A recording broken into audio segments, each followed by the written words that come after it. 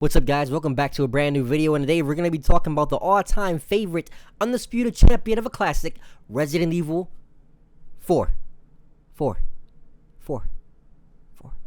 Resident Evil 4. So I already told y'all we're going to go through these bad boys one by one, and I know, I already told you guys it's a weird-ass order that I'm going through. However, I'm going to the order that I played it through. First I started with Village, and then I played 7, and then I made my way to the absolute classic of 4, and then I did 5, and now I'm actually playing through the original one now, but that's a story from Save Those for another time. Resident Evil 4, I understand the hype. I played through it, I completely got it. I played it like years down long ago, but it wasn't in my factor of gameplay. Like, I just didn't like it at the time, but now I'm digging them. And I played through it all the way this time instead of like a piece. 4 is my fave. Actually, no, I'm lying. I'm 100% lying. It's a tie between 4 and 7. 7 is definitely still good for me, and it's a tie between the two. It just is what it is. This is my opinion. I'm sorry. This is how it is. I'm just not gonna make this issue up on camera. So my Village videos went through a lot, like a ton. I'm not doing that again. I went through so many unnecessary points in that game, and I made it in 2 videos. We're not doing that. We're gonna do this in a more protective manner. We're gonna talk about the horror, the gameplay, the whatever, the characters, and the story, all that kind of stuff. But we're gonna do this in a more predictive manner this time.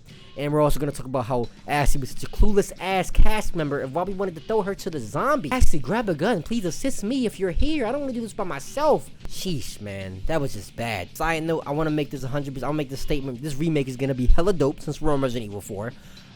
Because if it's not, Capcom's gonna be in the trenches because no one's gonna forgive them if they make 4 a bad remake. You know what happened with 3. You've been following Resident Evil, everyone tells everyone to do not play the 3 remake, just play the original 3. That's kind of a story in itself. So yeah, I don't know what to tell y'all. Before I get started, please drop a like on the video. It just helps me out significantly. And click the subscribe button if you're digging the videos of what you've been seeing so far, my past videos. I'd greatly appreciate it. Yeah, I'm gonna need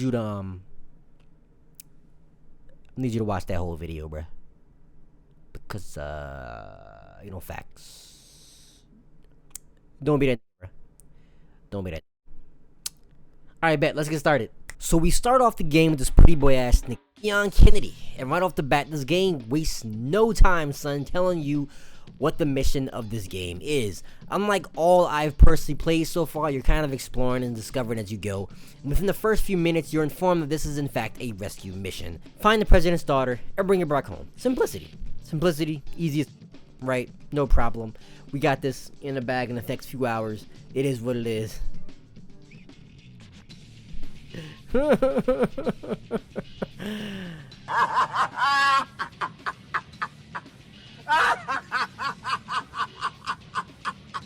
What's hilarious about this introduction is that clearly Leon doesn't even care. Like, he just seems mad chill about him having to do this, like, this rescue the president's daughter. It's just easy as survive Raccoon City. These woods looking mad chill right now. I could just relax, pull up a beer, pull up a margarita, and relax. No problem. Upon him getting dropped off by these 2 Spaniard escorts, law enforcers. I'm just gonna say law enforcers. That's the word I'm looking for. Law enforcers is the word I'm looking for. Like, it looks like the soul has been sucked from this man's body. All the light and happiness is gone from his mind. Who put you through this, my guy? Sorry to have bothered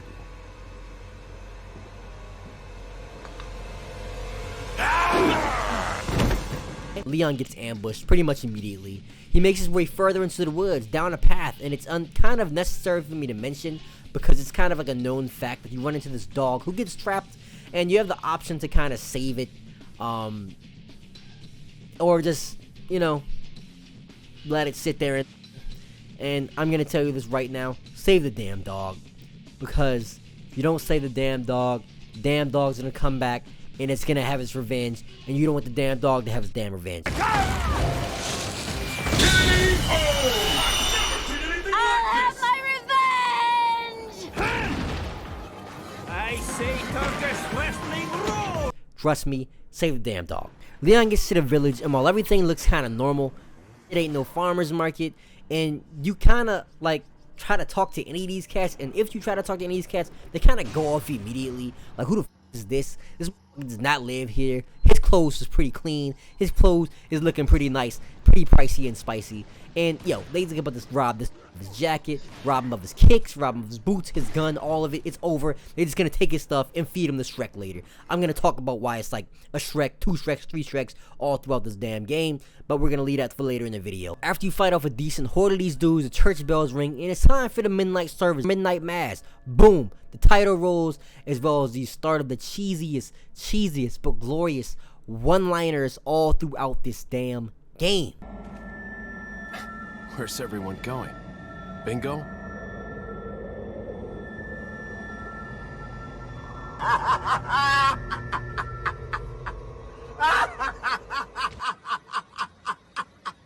This is a dope introduction because it's not slow, but it gives you a feel of the remainder of how this game is gonna be. Very intimidating, challenging, and extremely creepy without being overly frustrating. I'm going to act pretty fast and strategize because I don't look forward to what's gonna happen to me if I get caught, because these motherfuckers be giving me the heebie-jeebies. Strap the holster down, Leon, because it's gonna get real up in here. It's gonna get real dangerous. Let's get dangerous. So, RE4 is a wild game. The game was released in 2005. 2005. 2005 is a bit. Oh, is a bit a while ago. It's not long ago, in my head. But for a game, if we're talking game years, 2005 is a long time ago. I'm not here to say this game is super gorgeous and can compare to the graphics of the day, because that'd be a damn lie. But I'm not gonna say this game went on to make some advancements. It's been released so many freaking times. I swear, so many times. Dude, how many times can you release a game?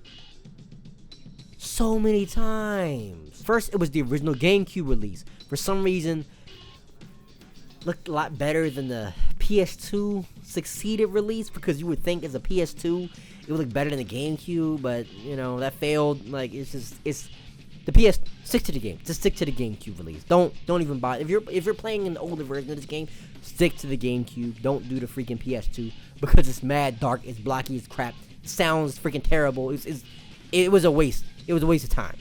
Anyways, you got the original GameCube original. You got the PS2 port, the PC port, the Wii edition, the mobile edition, and the iPad edition. With both of them sound.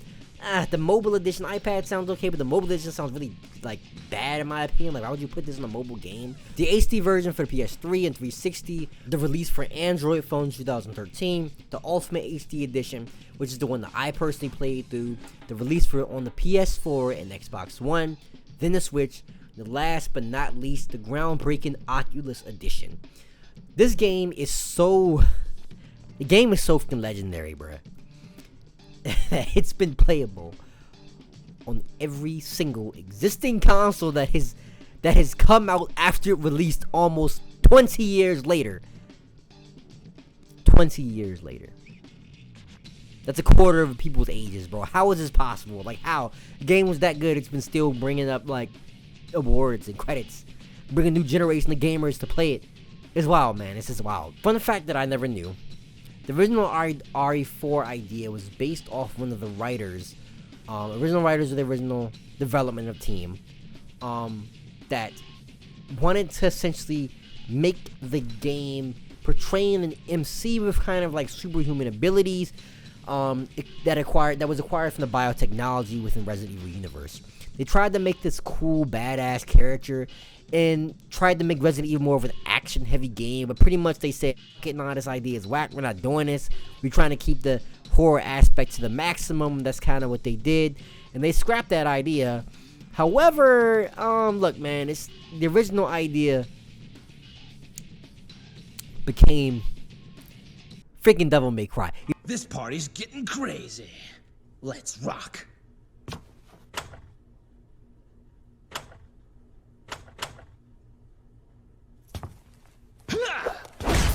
It's still making additions today. The DMC is still going on. So as a whole, That's a good win on Homeboy's part, for real. So when it comes to the breaking the barriers with visuals, I only stick to the GameCube and PS2 releases when it comes to the originals. From the lighting, textures, models, sound design, the GameCube was significantly better. You would think there would be the other way around, especially since it's the PS2 and the second edition they had time to during development. But nope, not at all. Not at all. It was bad. What's funny is that director Shinji Mikami actually told himself, I'd rather cut my head off than watch Resident Evil 4 get ported to other systems. This man jinxed himself, because that junk is on every existing console 20 years later, and it's probably going to be existing on every other console that comes out. I don't know, maybe the next 50 years. 50 or so years, it's still going to be doing so. This man jinxed himself. I mean, I wonder what he's kind of thinking now about that. Like, he's like sitting in his house, like, man, I created one of the GOATs of all time gaming history. I can't even be that mad. But he kind of jinxed himself at the end of the day. I'm not only going to talk about how polished this game originally looked for the time, it only gotten even more polished with each next gen, but Resident Evil also made a huge step up as far as production. Resident Evil 4 was essentially a game taking the series in a new direction. They worked mad hard to give the player a whole new experience. In fact, one of the dopest things that went on in the development was motion capture. You can kind of guess this was kind of groundbreaking at the time, and one of the reasons why it looked so good for a game that was made in 2005. Most games didn't use motion capture like that, and actually pretty much at all. So that blocky, I'm not going to move all the way my body moves or goes, elements that all old games have, didn't even apply here at all. Every main character moved with super fluidity, and you really saw it at first hands when it came to the cutscenes. It was a full-fledged Warner Brothers motion picture at the time. Resident Evil in theaters, October 31st. Yeah, let's not get ahead of ourselves there. We all know those were terrible, awful editions, terrible movies.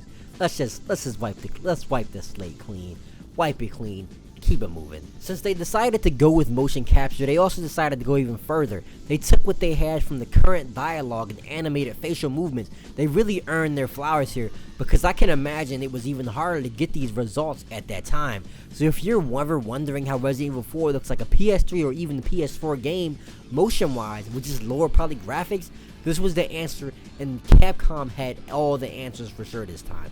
All the answers. With all those fluid motions, cute-ass faces, and the bad bitches in red dresses. Oh, if it isn't the bitch in the red dress.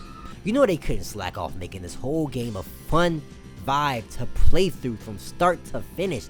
Resident Evil 4 was, a new breed? This was the first one to not have a fixed camera and feature a third person behind the character camera to make it a bit more involved. Fixed camera is creepy on a way that makes you feel you have some restrictions, in my opinion, but the third person camera here made you come face to face with the enemies and brings them right at you. It allowed you to take full aim with those headshots. It started moving toward the shooter genre here, but it was a perfect balance of combat and horror. Your inventory was fun to expand. It had a variety of weapons you can choose from, and when you do expand, damn, that's clean, my boy. So I didn't get the hang of it so easily, but around mid-game, I started to realize how convenient it actually was to have your inventory organized. It not only looks nicer, but you can fit more in when organized. Fit hella stuff in. Fit all the things in. Fit it all in, just stuff it in, my boy. Pause. Cut it, call it quits. Have your own setup. Put these here, add this ammo here, keep medical sprays over here, combine this piece with this item, make space for this. It helps as the game progresses and keeps the player prepared for what you may or may not need. And it's a lot better than having a cluster of random items all over the place. You'll want and probably need those extra items and weapons as your inventory gets bigger. As I said in one of my Village videos, you have to strategize on for.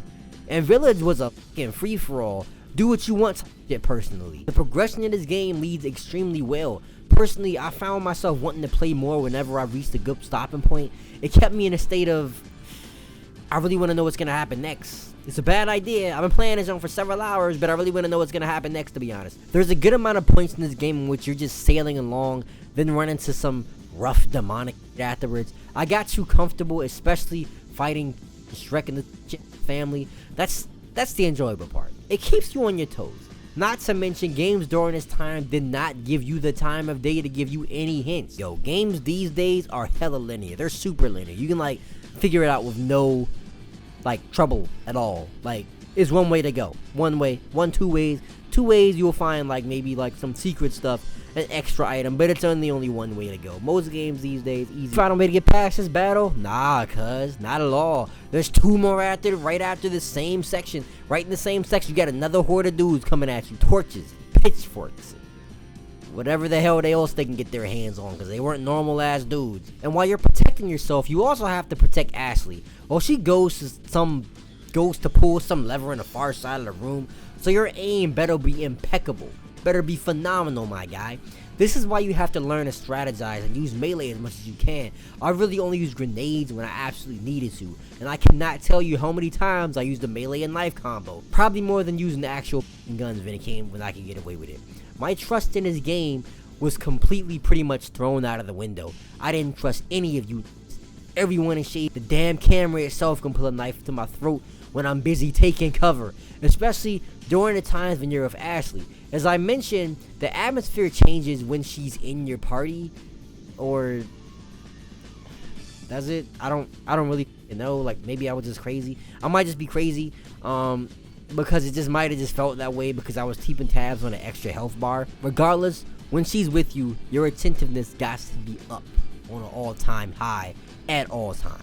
There are times when you'll get attacked, but she just pretty much gets picked up and choked if she gets hot. They really just gave her the damsel in distress title. Regardless of her situation, equip with caution, knowing that something may or may not work out the way you planned. Luckily, you find treasures throughout the game to sell to the merchant for upgrades, and these make hell of a difference sometimes. Like, the blowback be helping dramatically in some of these situations. Regardless of whatever situation you're in, this game has a solid amount of everything as far as gameplay and can evoke any feeling and emotion. The amount of balanced gameplay of RE4 to this day is absolutely unmatched. To this day. To this day! Capcom changed it up from the original 3 titles, but this one broke the barrier and kicked the horror elements to a perfect, 100% perfect setting. This leads me to the next aspect of the game, the horror.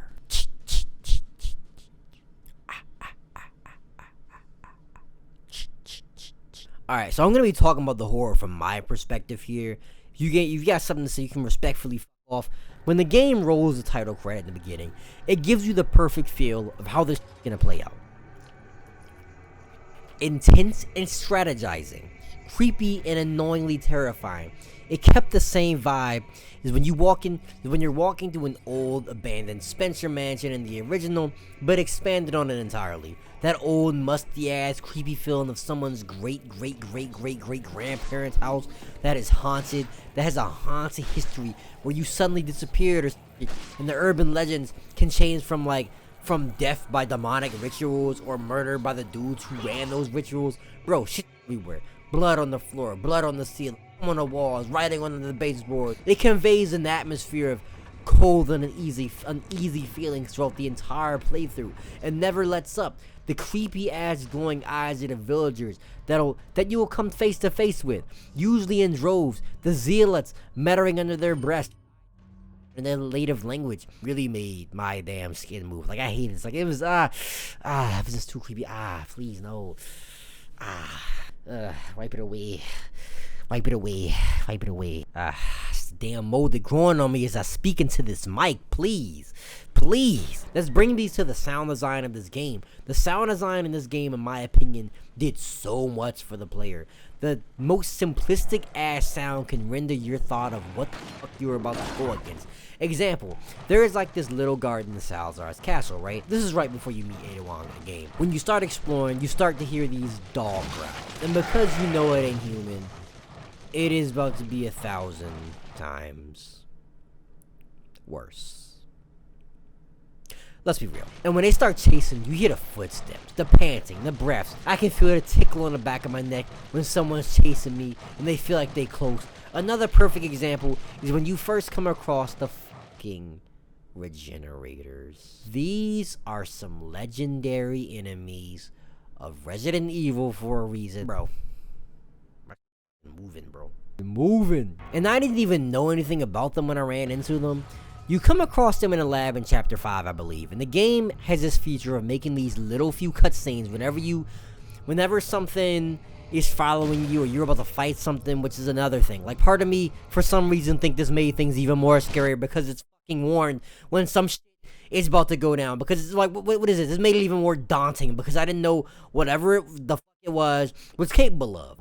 So they show you this weird ass 7-foot on the doctor's table or whatever you call it. And I'm thinking,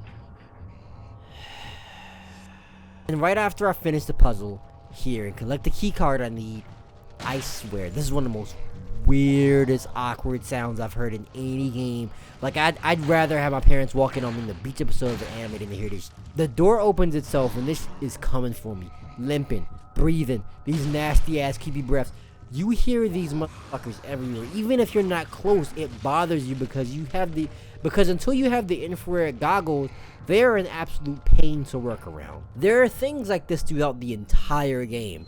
From random sounds, atmospheres, mechanical engines, footsteps, sounds that get louder upon things getting closer, even when you don't see them. The sound design was a huge factor of the horror in this game. Another thing that I wanted to point out in this game is no matter how nice the game is for being made in 2005, it's still a game made in 2005. I'm trying to say it doesn't have these nice high poly HD graphics that even 8 or 7 gen has. It's 6 gen, coming right off the back of 5th gen. So because it has those low poly factors, these are gonna look mad distorted. I watched a video the other day about how low poly graphics of the PS1 era horror games cannot be replicated these days because of the distorted dreamlike horror effect that they had. Don't get me wrong, I'm not denying how scary newer games can be. If that's the case, RE7 wouldn't be the scariest damn game in the series, but these old games had a feature that was absolutely nightmareful. You're not replicating that, and this is why indie developers still trying to replicate that these today. If you play some older games, you'll know exactly what I mean. Parasite Eve, Akamanto, Fatal Frame, Alone in the Dark. There's several examples of these. Let's just say RE4 is a good in between. At least that's kind of the way I see it personally. These worlds in these games really felt like they were created by some sort of entity to play with your mind, and it was constantly being tampered with. This was the same case in RE4. There were some similarities, not as much, trust me, but the comparison was there. Before I do my video on Resident Evil 1, I want to say that game played with my mind because it had so many of these features. I'm not even gonna lie. I didn't think it was gonna be that scary. I really didn't. I was like, Resident Evil was an old game, 96, 2005 remake. It's not 2002 remake. It's not gonna be that scary. It's gonna be fine. Yo, I walked outside after I played some of the game, and my brain was just not, it was not there, son. It wasn't there. Well, I guess I've underestimated this game today, and I overestimated myself today. Yeah. Resident Evil 4's creepy factor isn't just from the deformed faces and creepy muttering, but it's just the entire theme of the game. Los Illuminados is a cult that has a simple goal of world domination, but there is nothing creepier than a cult that has an entire village at its disposal. When you have the dominant parasites controlling the lesser parasites into ending themselves while doing its bidding, you can guess how morbid this gets. I'm seeing a legion of sacrificial pawns thing going on in this series for real. Like, I need to chill out and just do it yourself. Like, yo, you know how Thanos do. You know how Thanos does it. You just do it himself. Just do it yourself. Stop sending other people to do your thing. Do your bidding. Do it yourself. World domination. Do it yourself. Raising all these cats. Do it yourself. Defeat the main character. Do it yourself. Bro, what are you doing? Come on, please. Thanos. Perfect example. The main storyline revolves around Leon Kennedy, Ashley Graham, Luis Serra, Ada Wong, Ramon Salazar, Vitores Mendez, Osmond Sadler, and who am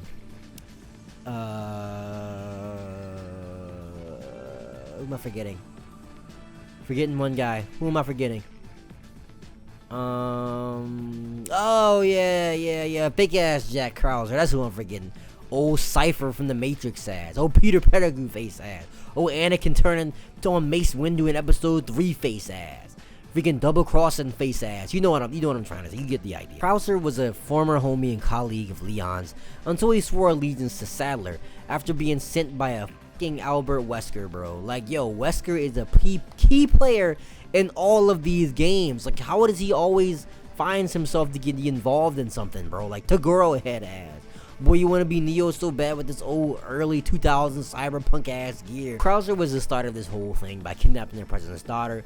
Sadler's entire plan is to take control of the superpower of the U.S. Said Sadler, right?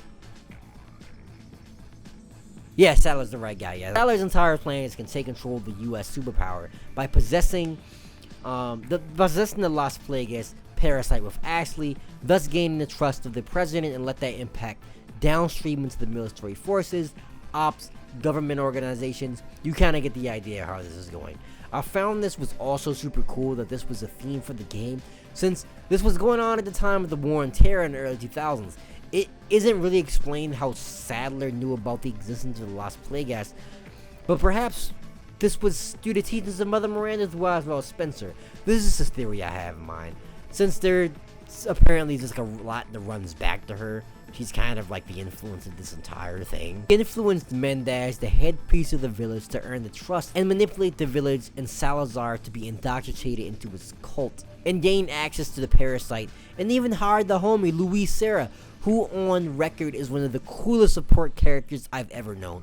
I honestly feel bad for this man, because imagine if you just getting hired for this cool project, but you find out this weird whack ass cult that might actually kill you. Bro, that's kind of up, bro, because like, yo, like, what did I do? I was just hired for a job, but now you want to trying to just my throat. This is how it is. This is how we doing this these days. And I was just here for the bread and experience, but y'all really got me like this, bruh. Props for Luis getting the suppression to Leon before he died, because rest in peace to one of the goats, man. Rest in peace to one of the R8 goats. Rest in peace. The sample that was focused on this game was a dominant species Plaga, in which needs to be researched for the knowledge of bioweapons and how these parasites come and how they can be controlled. How this knowledge is used is completely up to who owns it. Ada Wong was the last individual to receive this, as she legitimately robbed this man Leon at the end of the game. I feel lied to that Ada was actually working for Wesker in a way, or at least it was kind of implied.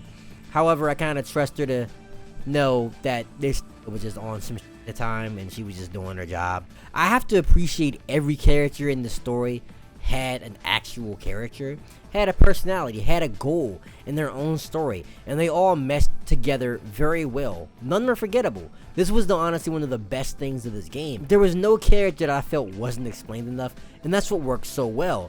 This is why this went down as a legend, a gold standard, a staple in gaming history. Motherfucker is going to look back in the history books like, bro, you're still playing RE4? Yeah, it's only been released 454 different times on several different systems. You better get on it. Stop faking. Play this damn game. This is a legend. If you haven't played 4, you probably get up by now. This is the year 2087. How have you not played Resident Evil 4? Bro, what are you doing? Come on, son. Get to the time. Get to the program. It's been released 678 times. It's no wonder why this game is known as the GOAT of the Acclaim series. One of the greatest acclaimed games of all time. I can read the lines and be like, damn, I guess I gotta play the extras too. Resident Evil 4 has gotten all-time high ratings on every single release and continues to be undefeated. It's one of the few games to ever get perfect scores multiple times from Nintendo Power Edge and a Japanese magazine, Famitsu. It's pretty much only ever gets A's and B pluses, maybe 90s out of 100s, and this spans through every console release, with the PC ports being the weakest, but that just depends on what version. It's ranked as one of the top 25 best GameCube games of all time, even ranked it second on their best games of 2000 and 2010s, which cover 2 damn decades. What? The only thing it may ever get hate for is its goofy dialogue, but that just made the experience a lot better in my opinion. Let's be honest, come on. I have 9 lives, but it doesn't matter now, Mr. Kennedy. I've sent my right hand to dispose of you. Your right hand comes off? Say whatever you please. Die, you worm! These cheesy one-liners was peak voice act. Peak voice act. As of December 2021, RE4 has sold over 11.4 million copies across all platforms, only being beat by Resident Evil 7, which is extremely impressive for a near 20-year-old game. It's also one of the most influential games of all time for several reasons. The third-person aspect was never done for a survival horror. It's groundbreaking. So many new games including non-horror 3D platforms, as you know, move forward to this new feature, as well as precision aiming. You can see it in so many elements in newer games. For example, my personal favorite survival horror game, Dead Space, and use regenerators and plaga parasites as inspirations for the necromorphs. And let me be honest, I know I didn't imagine that. I know for a fact I didn't imagine that. When the first time I saw the plaga like parasites, and I was like, are those the things that transform people into the freaking necromorphs? Like, what the crap? And the same thing when I saw the regenerators, like, these 100% are, I forgot what the kind of necromorphs, which necromorphs there are, I forgot the names, but they're literally, that is 100% inspired from freaking regenerators. I was like, I know I'm not crazy, but that's crazy, that's cool, that's dope to me. Like, it's wild. Like, there's a reason why Resident Evil 4 is pretty much the undefeated GOAT of the series, bro. Like, I completely understand it. Like, I get why people love this game. I get why it's been re-released so many times. Is it ever gonna go ahead and go to waste? Is it gonna ever chill and stop and slow down? Maybe so. It probably will. But I don't know. Doesn't look like it's any time soon. It's still a beloved game, man. I guarantee you, if you haven't played 4 and you're watching this video, definitely play 4. You are going to absolutely love it. It is a fun ride. It is a good game. It is one of the most perfectly balanced games that I've personally ever played. And yo, that's all I gotta say about that, man. Just go play it. I hope you enjoyed the video. If you enjoyed what you've watched today, please definitely leave a like. I greatly appreciate it. Let me know in the comment section down below what you thought. And share with your homies. Always share with the homies. I greatly appreciate it. As I said before, it helps me out a lot. It helps me out dramatically. I left my links in the description down below. Feel free to follow me on those as well. I'm always active. I'm always posting memes. I'm always making content on everything else. I'm always active. I appreciate all of you. And most importantly, guys, be safe out there. This is Kyvax. Later.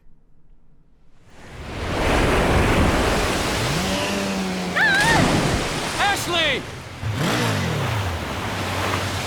Ashley! Where are ya?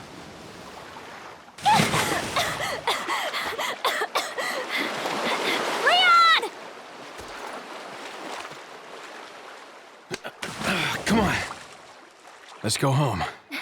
Sounds like a great idea. Mission accomplished. Right, Leon? Not quite. I still have to get you home safe. So, after you take me back to my place, how about we do some, overtime? Sorry. Somehow I knew you'd say that, but it doesn't hurt to ask, you know? So, who was that woman anyway? Why do you ask? Come on, tell me. She's like a part of me I can't let go. Let's leave it at that.